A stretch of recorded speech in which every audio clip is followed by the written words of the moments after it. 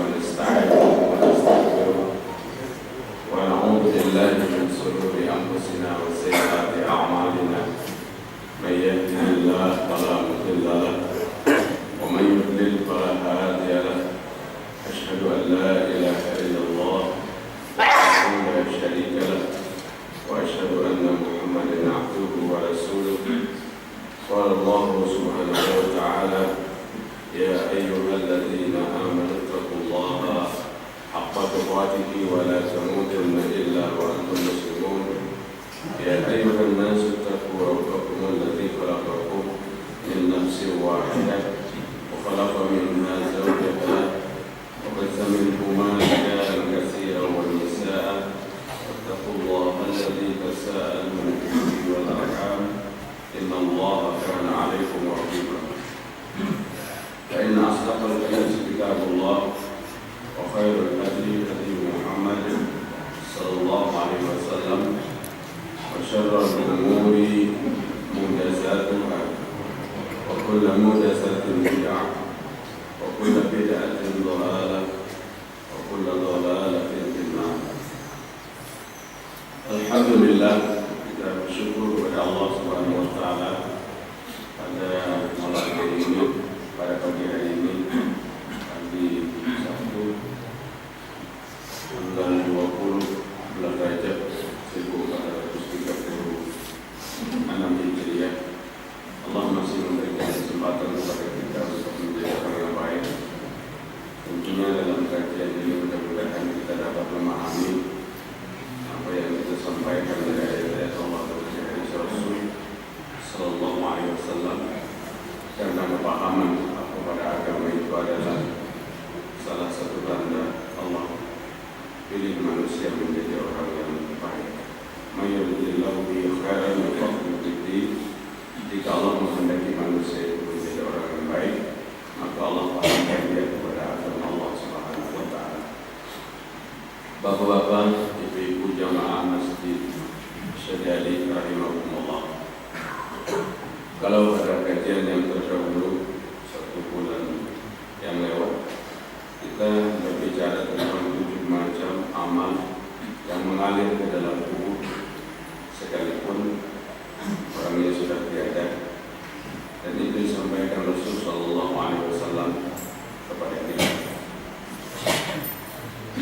Pada kajian pagi hari ini kita akan sampaikan 7 golongan manusia yang ditolong oleh Allah di padang mahsyar. 7 golongan manusia yang Allah menolongnya dengan memberikan keteduhan dan kenaungan kepadanya di padang mahsyar, di mana pada hari itu tidak ada tempat kita berteduh, di mana pada hari itu tidak ada tempat kita mencari kenaungan. Semua dunia ini hancur rata, tidak ada satu pohon pun yang bisa selamat. Bahkan diceritakan dalam hadis yang lain, matahari itu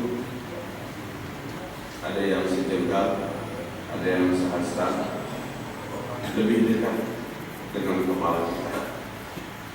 Bayangkan kita pada saat hari ini matahari yang jaraknya sekian jauh dengan kita, panasnya sudah luar biasa. Pada hari itu dahsyatnya hari besar, matahari itu dekat dengan kepala kita. 7 golongan ini menurut Nabi Muhammad SAW adalah orang yang diberikan kenaungan oleh Allah Subhanahu wa taala. Hadis ini diriwayatkan oleh Imam Bukhari dan Muslim dengan sanad hadis.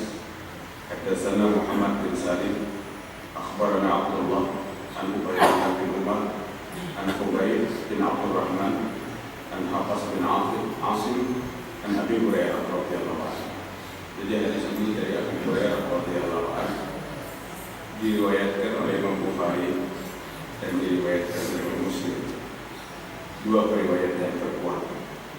Imam Bukhari Muhammad bin Ismail bin Mughirah bin Al-Jizbah Al-Bukhari Al-Ju'fi, lahir pada hari Jumat 13 Syawal 194 Hijriah. Artinya kelahiran Imam Bukhari di bawah daripada kelahiran Imam Syafi'i dan di bawah daripada kelahiran Imam Ahmad bin Hanbal. Bahkan menurut catatan dari guru-guru Imam Bukhari termasuk Imam Ahmad bin Hanbal. Imam Muslim juga meriwayatkan dari sini Abdul Husain bin Al-Hajjaj Al-Muslim bin Kaushad Al-Hushairi An-Naisaburi, lahir di Naisabur tahun 206 Hijriah.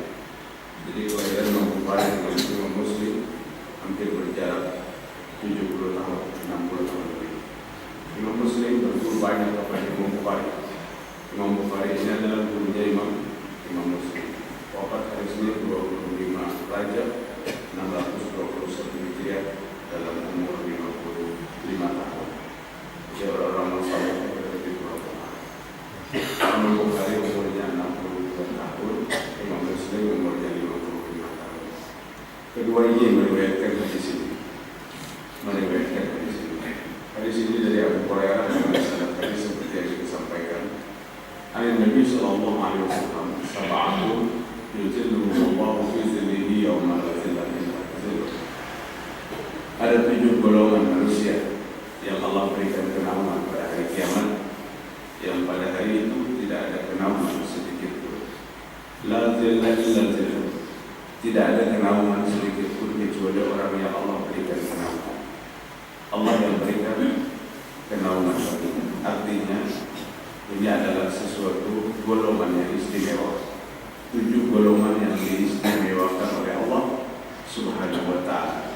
Sementara yang lain dalam keadaan kepanasan.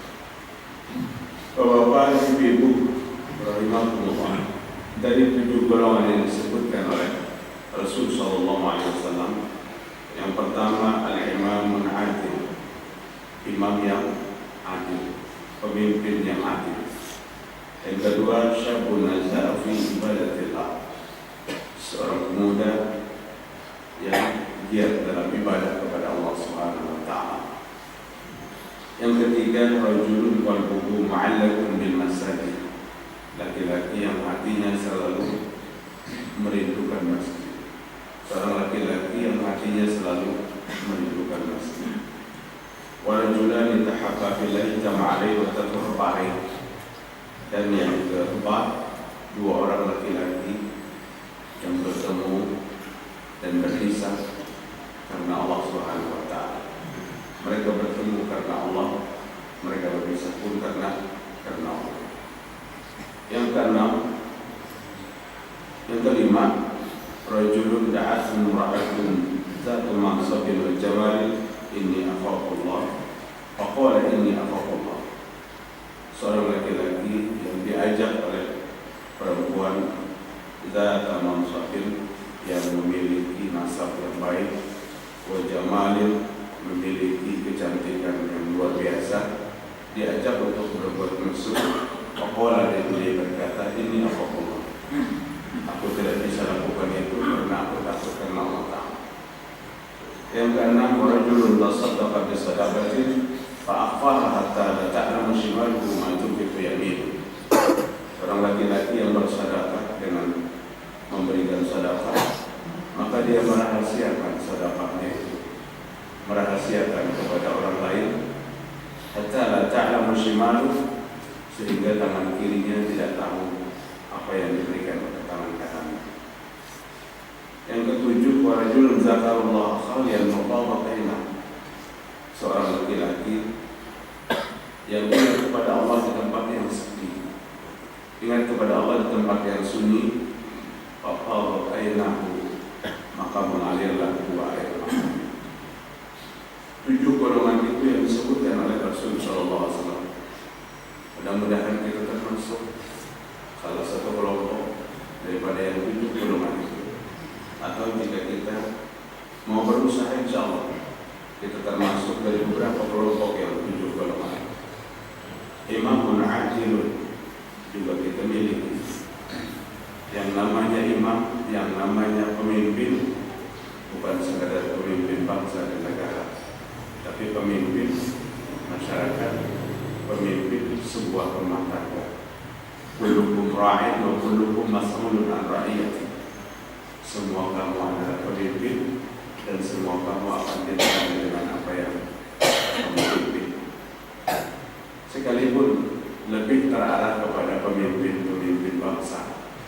imamun adil, seorang pemimpin yang bertindak adil, yang mampu adil dalam kepemimpinan.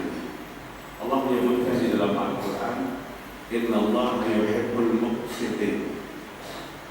Allah sangat senang kepada orang yang berlaku adil.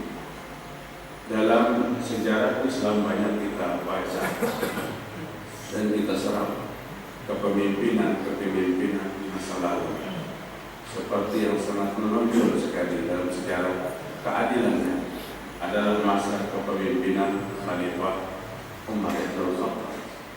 Dia tidak sungkan mencambuk anaknya sendiri. Dia tidak sungkan memukul anak sendiri. Pada saat orang lain memukul tidak di depan orang lain, maka Umar memukulnya di depan orang lain. Anaknya mengaku bahwa dia pernah meminum khamar dan dihukum oleh seorang gubernur dengan sembunyi-sembunyi, karena ini anak khalifah. Setelah itu diketahui oleh Umar bin Khattab, Umar menghukumnya, mencambuknya di hadapan orang banyak. Keadilan yang disampaikan oleh seorang Umar bin Khattab. Ma min 'abdin yastahihi Allah ra'iyatan yamutu yawma yamutu wa ghashu fi ra'iyatihi illa haramallahu alaihi jannah. Hadis diriwayatkan Imam Muslim.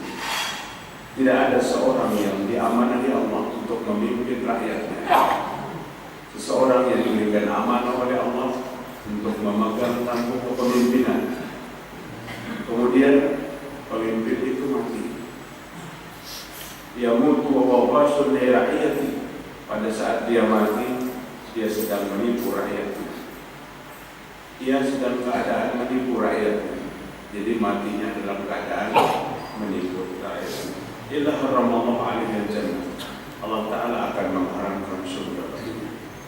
Na'udzubillah min dzalik.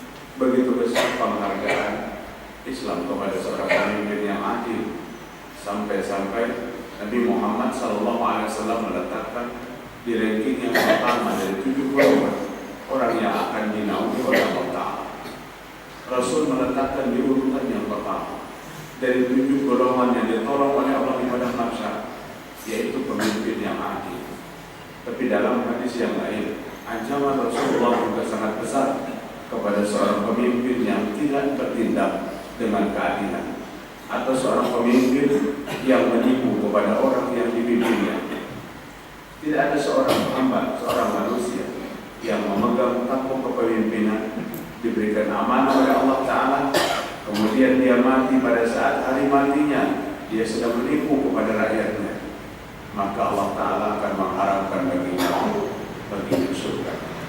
Artinya jika seorang pemimpin mati dalam keadaan melakukan hal yang seperti itu, selintas untuk urusan akhirat, lebih baik kalau ditangkap KPK karena dia sempat bertaubat atau sempat berkata kepada rakyat yang ditipunya, sempat menyampaikan itu. Tapi kalau pada saat mati belum sempat meminta ridha kepada rakyat yang ditipunya, Rasul SAW mengatakan Allah mengharamkan surga baginya. Dari Aisyah radhiyallahu anha, qala sami'tu Rasulullah sallallahu alaihi wasallam fi baiti hadza, Allahumma man waliya min amri ummati syai'an farafaqa bihim faqruhi.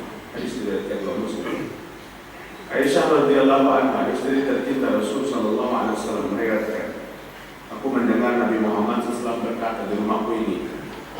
Aku mendengar Rasul berkata di rumahku ini, kata Aisyah. Apa yang dia katakan pada saat Nabi berada di rumah Aisyah? Allahumma man waliya min amri syai'an farafaqa bihim faqruhi. Ya Allah, ya Tuhan kami, siapa yang dipilih oleh Allah, oleh Engkau ya Allah, untuk memimpin umatku, tapi kemudian setelah dia memimpin, warofakon, dia mempersulit kepada rakyatnya, dan Nabi mendoakan, Fakrubi, maka persulitlah dia ya Allah, persulit baginya dalam kehidupan dunia dan akhiratnya. Rasul mendoakan tidak baik kepada pemimpin yang tidak memberikan pelayanan dengan baik kepada kepada rakyat yang dipimpinnya. Dalam hadis yang lain, Abi Hurairah radhiyallahu anhu qala Rasulullah sallallahu alaihi wasallam, "Kanat Bani Israil tassusuhu al-anbiya, kullama halaka nabiyyun khalaqahu nabiyyan, wa innahu la nabiyya ba'd." Rasul bersabda, dahulu kaum Bani Israil selalu dipimpin oleh para nabi-nabi. Jadi yang memimpin Bani Israil itu para nabi-nabi, karena tercatat nabi itu lebih banyak lahir dari kaum Bani Israil. Nabi itu tercatat lebih banyak lahir dari kaum Bani Israil. Yang kaum Quraisy, bangsa Arab, hanya Nabi Muhammad sallallahu alaihi wasallam. Kullama halaka nabiyyun, manakala nabinya telah wafat, wa innahu la nabiyya ba'di, dan tidak ada nabi sesudahnya. Kullama halaka nabiyyun khalaqahu, manakala nabinya wafat, dia berpaling. Wa innahu la nabiyya ba'di, dan tidak ada nabi sesudahku. Wa sayaqulu khulafa'u wa yafsuruna qalu, diangkat beberapa khalifah, bahkan akan bertambah banyak. Qalu, maka sahabat berkata, "Wa ma taquluna?" Apa pesan engkau jika itu terjadi? Qala, "Baba wa bi bai'atin al-awwal a'tuhum haqqahum fa inna Allah sa'iluhum amma isdaru alaihi." Jika itu kamu temui seorang khalifah, seorang nabi yang telah memimpinnya kemudian wafat, kemudian diangkat pemimpin yang berikutnya, yang sungguh tidak menyamai kebaikan pemimpin yang pertama. Jika itu terjadi kepada kami, apa pesan kau ya Rasulullah? Maka Nabi mengatakan, tepatilah baiatmu kepada yang pertama dan berikan kepada mereka hak mereka. Berdoalah kepada Allah Subhanahu wa Ta'ala, Allah akan menahan mereka dari hal apa yang Dia amanahkan kepada mereka. Tidak ada sedikit pun dari kepemimpinan ini yang lolos dari pertanyaan Allah Subhanahu wa Ta'ala. Kemudian dalam hadis yang lain, hadatsana Hasan anna A'iz bin Amr wa kana min ay bunayya wa anhu inni sami'tu Rasulullah sallallahu alaihi wasallam yaqul inna syarra ri'a'i al-qutama, sesungguhnya sejahat-jahat pemimpin adalah yang kejam. Fa iyyaka an takuna minhum, maka janganlah engkau tergolong dari mereka. Sejahat-jahat pemimpin al-qutama, qutama itu sangat kejam kepada rakyatnya. Semoga engkau tidak tergolong dari mereka. Hadis diriwayatkan oleh Bukhari dan Muslim. Banyak sekali Pak hadis-hadis tentang Allah Rasul menyanjung tinggi seorang pemimpin yang adil, dan banyak sekali hadis yang Rasul mengatakan Allah telah memberikan hukuman yang berat kepada pemimpin-pemimpin yang tidak adil. Seperti dalam sebuah hadis yang disampaikan, innal muqsitina indallah ala manabir min nur al-yamin, sungguhnya pemimpin yang adil itu di sisi Allah dinaikkan di atas mimbar daripada nur. Kita yadaihi yaminul ladzina ya'diluna fi hukmihi wa'alihim wa man. Dan mereka yang adil dalam hukum terhadap keluarga, mereka yang adil terhadap hukum dalam hukum terhadap rakyat yang dikuasainya. Hadisnya banyak sekali tentang perintah-perintah bagi seorang pemimpin untuk bertindak dengan adil, tentang perintah-perintah bagi rakyat untuk mengikuti kepemimpinan pemimpin yang adil. As-sam'u wa ta'ah 'ala al-mar'atil muslim bima ahabba wa qarahu ma lam yukmah bi ma'siyatin. Idza umar al-ma'siyati fala yasma' wa la ta'. Disebutkan dalam Muslim. Kalian wajib mendengar dan wajib mentaati kata Rasulullah kepada seorang pemimpin di antara kalian, baik dalam keadaan kamu senang atau dalam keadaan tidak senang. Ma lam yukmah bi ma'siyah, asal pemimpinnya jangan pernah menyuruh bermaksiat kepada Allah.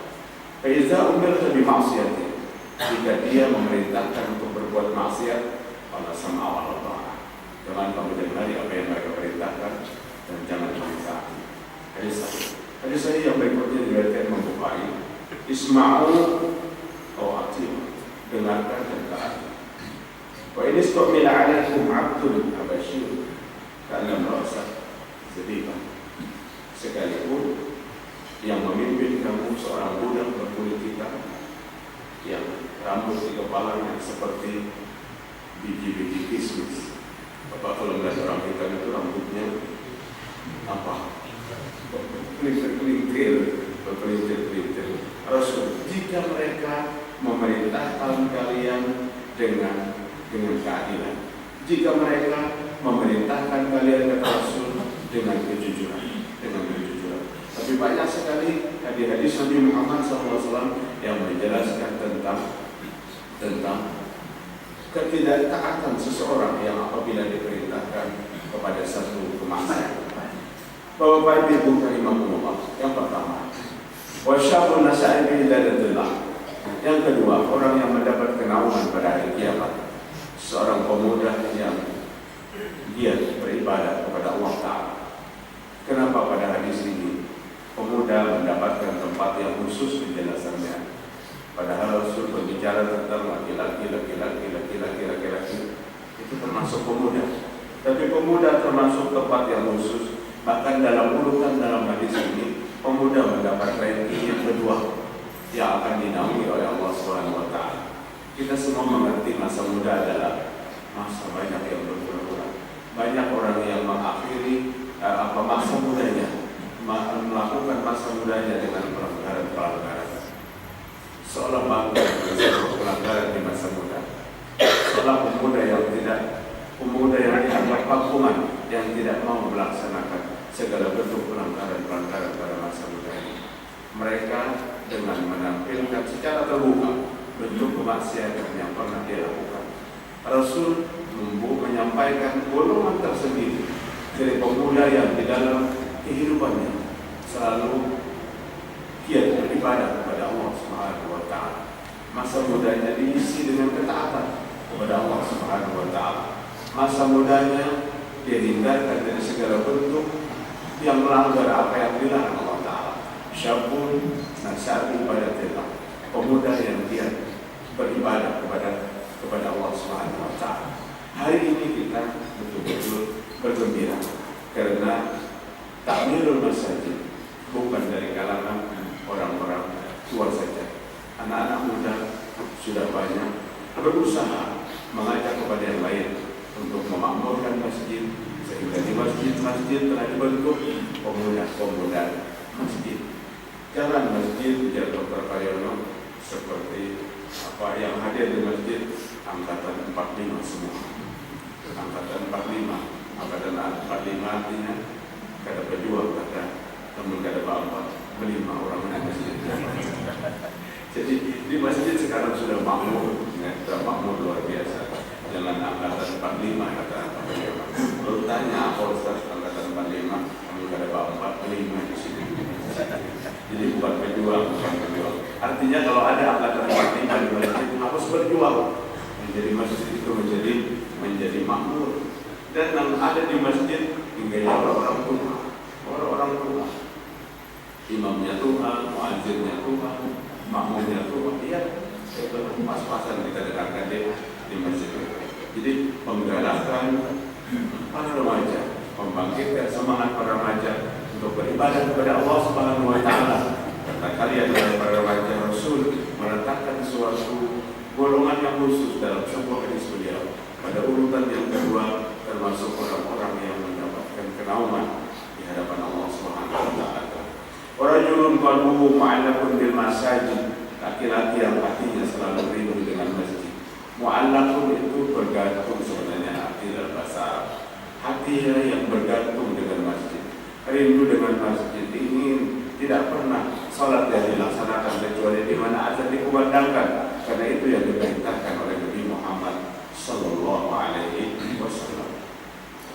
Dan di masjid terjadi segala aktivitas, bukan sekadar ibadah, tapi segala macam kajian sunnah yang disampaikan Al-Quran, disampaikan Al-Hadis dalam hadis-hadis yang sahih kepada kita, dan itu banyak dilakukan di masjid. Seorang laki-laki yang hatinya selalu merindukan masjid, yang kadang-kadang belum azan berkumandang, dia sudah menyiapkan untuk ada di masjid. Dan Rasul menempatkan tempat ini adalah tempat orang yang dinaungi pada hari kiamat.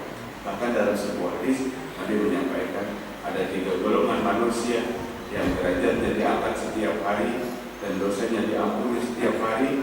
Yang pertama adalah orang yang selalu menyiapkan diri untuk berada di masjid. Orang yang selalu menyiapkan diri, al-wudu adalah makarya yang pertama.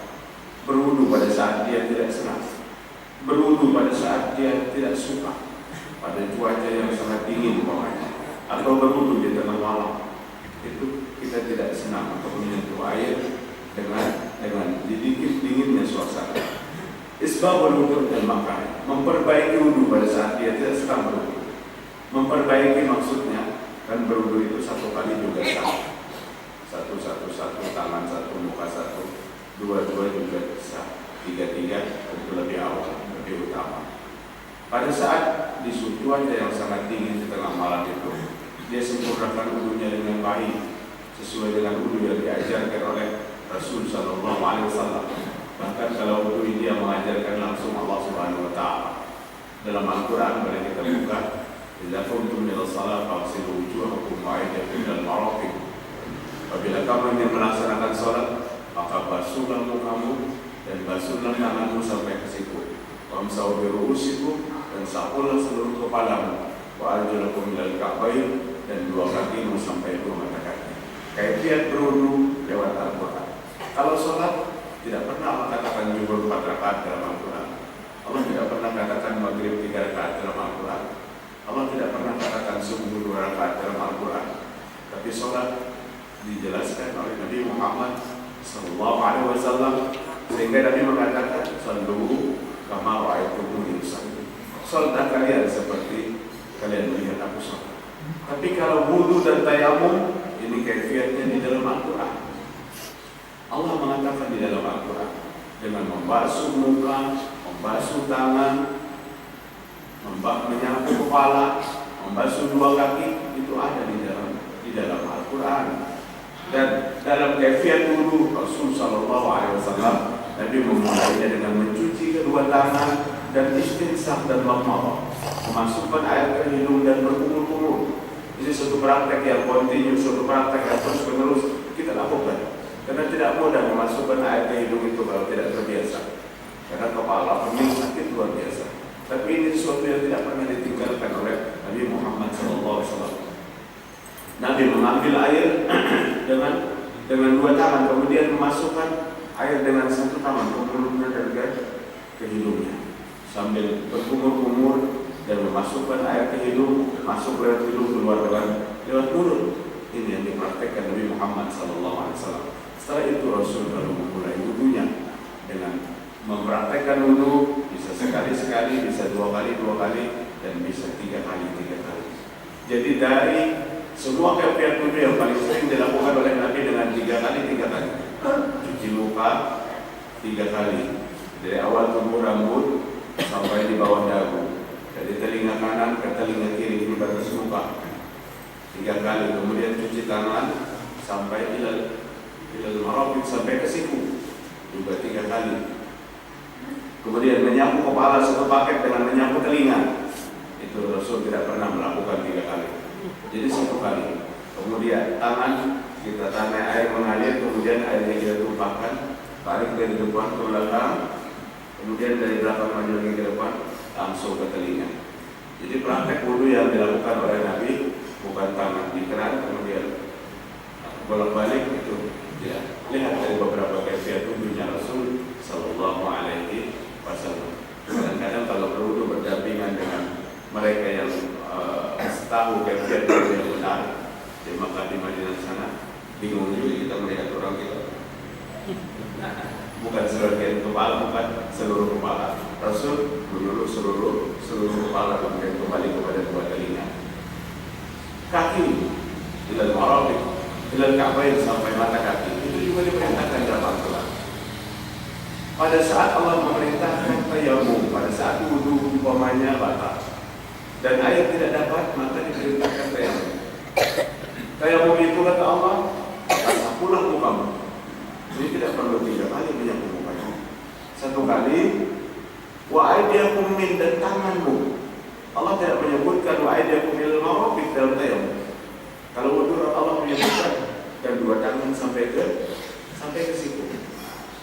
Di beberapa hadis diriwayatkan, wa aydiyakum dan tanganmu, maka tayamum itu tidak perlu menyampaikan sampai ke situ. Kalau tayamum tidak perlu dilepas bajunya, ambil tangan, kemudian di muka, dan di belakang tangan bagian depan sudah bisa saja. Kalau berangkat tidak perlu bawa pasir merepotkan. Banyak orang umrah itu sampai pesawat dibuka dalam kantongan plastik, setelahnya pasir di belakang. Islam tidak menuntut kita dengan sesulit itu, dan dibenarkan dengan meletakkan telapak tangan di jok pesawat terdepan. Pesawat terdepan. Jadi tidak perlu dengan membawa pasir di kantong. Apa aja orang dapat tiba meledak pulang. Di program ini ada jamaah 3 orang yang ditangkap. Jadi kayak seperti itu yang kita kaji, karena ini bentuknya adalah ibadah. Kita tidak mau wudhu kita, tayamum kita, sholat kita tidak bernilai di sisi Allah Subhanahu wa Ta'ala. Pemuda yang hatinya rindu dengan masjid, pemuda yang hatinya selogian dalam ibadah kepada Allah Subhanahu wa Ta'ala, laki-laki yang hatinya rindu dengan masjid, bergantung dengan masjid. Mudah-mudahan Bapak kita semua Allah berikan kenaman yang bermanfaat. Dengan tidak pernah ada niat di balik apapun, kita datang ke masjid untuk takmirul masjid, untuk memakmurkan masjid. Kita datang ke masjid untuk menyerap, membuka hati dan telinga kita agar ayat-ayat Allah yang disampaikan, hadis Rasul yang saya disampaikan, kita mampu memahami. Oleh karena itu, setiap saat berdoa, semoga Allah memberikan kepahaman kepada kita semua. Karena orang yang diberikan kepahaman oleh Allah tentang agama Allah Ta'ala, itu orang pilih dia menjadi orang yang baik. Itu pilih menjadi orang yang baik. Namun jika dia tidak paham, jangan jual malas. Oh, kalau aku masuk itu, aku udah paham sendiri. Jadi besok datang aja jual lagi sama 1 kali, 2 kali, 3 kali, Allah memberikan kepahaman. Mayuridillahu bihi khairan yufaqihu. Jika Allah menghendaki seorang itu menjadi orang yang baik, maka Allah pahamkan dia kepada agama Allah Subhanahu wa Ta'ala. Yang keempat, wa rajulan yatahabba billahi istama'a alaihi wa tafarraqa alaihi. Nabi menyebutkan 2 orang laki-laki. Kalau hari ini berapa? Hampir 50-100 orang laki-laki yang bertemu. Wa rajulan yatahabba billahi istama'a alaihi. 2 orang laki-laki bertemu berpisah. Pertemuan dan perpisahan mereka semua diniatkan karena Allah Subhanahu wa Ta'ala. Kita bertemu, kita berpisah karena Allah Subhanahu wa Ta'ala. Yang kelima, rajulun da'atum ra'atun jatuban sabir wa jamalin wa qala inni akhafullah. Seorang laki-laki yang diajak oleh wanita yang punya nasab yang baik, wanita yang punya kecantikan yang luar biasa baik. Di tempat yang sunyi, di tempat yang sepi, berdua-duaan diajak untuk berbuat musuh, maka dia mampu mengatakan, ini akhafullah, jangan lakukan itu karena aku takut kepada Allah Subhanahu wa Ta'ala. Ini adalah orang-orang yang dilindungi oleh Allah. Tapi jangan pernah kita berpikir, jangan kita mengandalkan Allah Ghafur, Allah Maha Pengampun. Allah Ta'ala Maha Pengampun, gak biaya gitu. Allah Maha Pengampun itu kita ucapkan pada saat kita pernah terjebak pada sebuah kemaksiatan, kemudian kita bertobat kepada Allah Subhanahu wa Ta'ala. Tapi kalau kemaksiatan itu belum kita lakukan, jangan bersandar kepada Allah Maha Pengampun kemudian kita melakukan itu. Kemudian kita bertobat. Yang berikutnya yang keenam, rajulun tasaddaqa bi shadaqatin fa'akhfaha. Seorang laki-laki yang bersedekah dengan sebuah sedekah, maka dia disembunyikannya sedekah itu, disirkannya sehingga tangan kiri tidak akan mengerti apa yang diberikan oleh tangan kanan. Laki-laki yang berinfak, kalau kita sedikit lagi, laki yang berinfak dengan ikhlasnya sehingga tangan kiri tidak mengerti apa yang diberikan oleh tangan kanan. Ini majas, pinjaman daripada contoh Nabi menyampaikan sebuah keikhlasan. Artinya tidak dipamerkan, tidak ria,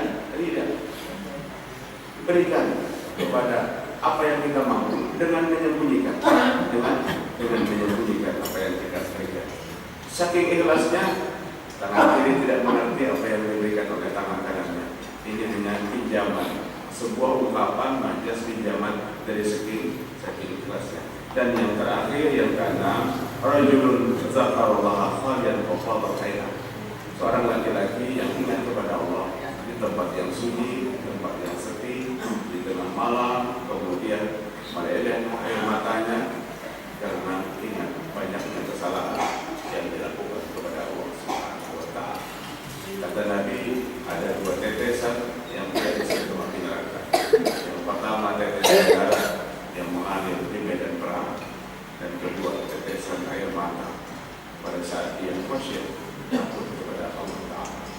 Air mata yang dihargai oleh Allah adalah tangisan dalam taat, tangisan dalam takut kepada Allah, tangisan dalam menyesali dosa-dosa yang telah lalu. Banyak menangis pada malam hari, dan air mata itu adalah air mata yang tidak disentuh oleh api neraka Allah Subhanahu wa Ta'ala.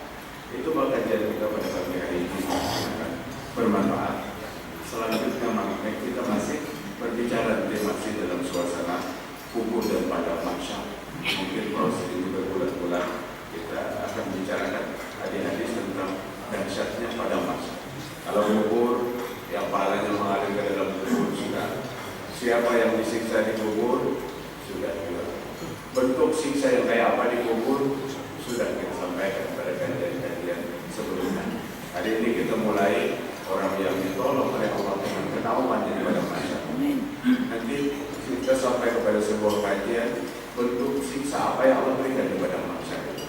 Banyak juga cerita-cerita fikih yang sampai kepada kita tentang padang mahsyar, tentang padang mahsyar. Seperti umpamanya Nabi Muhammad SAW berdiri untuk pada saat umatnya itu ditimbang, kemudian satu persatu kita maju, ketimbangan baik buruk, ketemu seorang laki-laki yang tidak ada baiknya sedikit pun, hukuman banyak sekali dalam kehidupan. Kemudian setelah itu kata coba menjadi tanda. Setelah melihat laki-laki yang hitam ini kebaikannya tidak ada sama sekali, maka Nabi melepaskan sorban yang dililit di kepalanya dan diletakkan Nabi di timbangan kebaikan. Maka orang yang luar biasa buruknya itu menjadi orang yang baik karena sorbannya Rasulullah SAW. Perlu juga waspadai cerita seperti ini. Ini cerita yang tidak bermanfaat. Mungkin cerita siapa yang membuatnya pertama kali. Maka mereka bertakwa, Nabi, kenapa itu jadi dilakukan seperti itu? Kata Nabi, karena dia pernah satu kali seumur hidupnya bersalah satu kali. Akhirnya Al-Quran yang baca lagi dengan kisah ini, salawat sekali aja seperti itu. Jadi alhamdulillah sumber-sumber agama Islam dalam sumber yang hak, dalam sumber Al-Quran dan Sunnah, sehingga amal kita, akidah kita, keyakinan kita tidak pernah meleset dari apa yang pernah diyakini oleh para sahabat Nabi Muhammad SAW. Subhanallahumma wa bihamdihi, asyhadu an la ilaha illa anta, astaghfiruka wa atubu ilaik. Assalamualaikum warahmatullahi wabarakatuh.